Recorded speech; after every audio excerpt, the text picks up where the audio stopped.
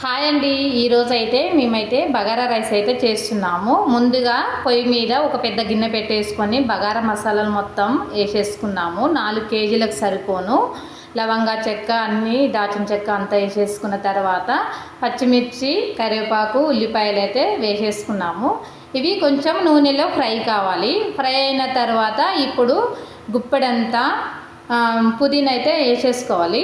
ఇలా ఆకులాకులు రిబ్బుకొని వేసేసుకున్న తర్వాత ఇది నూనెలో మగ్గిన తర్వాత ఇప్పుడు 1/2 కేజీ టమాటా ముక్కలు, ఇవైతే టమాటా ముక్కలు వేసుకొని ఇవి కూడా నూనెలో వేగిపోవాలి. ఇలా వేగిన తర్వాత ఇప్పుడు 5 స్పూన్ల అల్లం వెల్లుల్లి పేస్ట్ అయితే వేసుకోవాలి. తర్వాత ఒక చిటికెడు పసుపు వేసుకోవాలి. ఇప్పుడు తగినంత సాల్ట్ వేసుకోవాలి. సాల్ట్ వేసుకున్న తర్వాత ఇప్పుడు మంచిగా నూనెలో కొద్దిసేపు ఫ్రై అయిన తర్వాత ఇప్పుడు ఒక గంటె ధనియాల పౌడర్ వేసుకోవాలి. ఇది కూడా నూనెలో ఫ్రై కావాలి.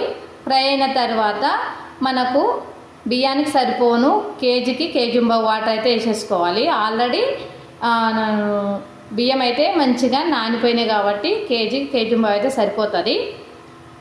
పెసరు వచ్చేసినాక బియ్యం వేసుకున్నాము. చూడండి, ఇట్లా అయినాక ఒక 10-15 నిమిషాలు అయితే 10 నిమిషాలు అయితే పెద్ద మంటలో ఉడికించుకున్న తర్వాత ఒక 10 నిమిషాలు చిన్న మంటతోనే ఉడికించుకోవాలి. చాలా బాగొస్తుంది.